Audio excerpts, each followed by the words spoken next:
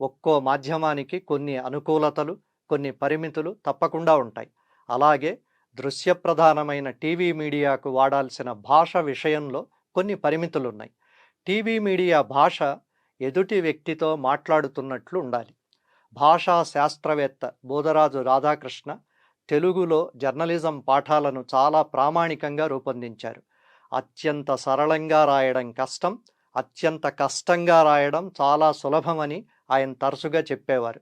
Telugu TV మీడియాలో మనసుకు హత్తుకునే, మెదడులో ఆలోచనలు రేకెత్తించే సరళమైన నుడికారపు తెలుగు ఎంత అవసరమో అంత ఖచ్చితంగా రాసే జర్నలిస్టులు చాలామందే ఉన్నారు. తెలుగు టీవీ మీడియా రచన విధానమే మొదటి నుండి ప్రింట్ అడుగుజాడల్లో ఉండిపోయింది.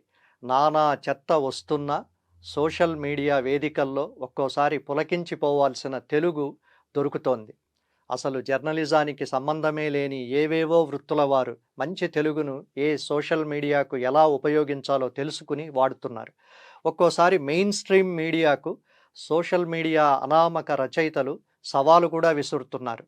కొన్ని లక్షల కోట్ల మందిని ప్రభావితం చేసే టీవీ, డిజిటల్ మీడియా భాష విషయంలో జాగ్రత్తలు తీసుకుంటే ప్రేక్షకులకు మంచిది, మాట్లాడే భాషకు మంచిది, టీవీ, డిజిటల్ మీడియా మనుగడకు మరీ మంచిది. తెలియజేసుకుంటూ ఆ విధంగా ముందుకు పోదామని అనుకుంటున్నట్లు మాట్లాడే భాష ఏదైతే ఉందో ఆ ద్రావిడ ప్రాణాయామ భాషలో చుట్టు తిప్పి, నొక్కి, కుక్కి ఒక్కాణిద్దామా?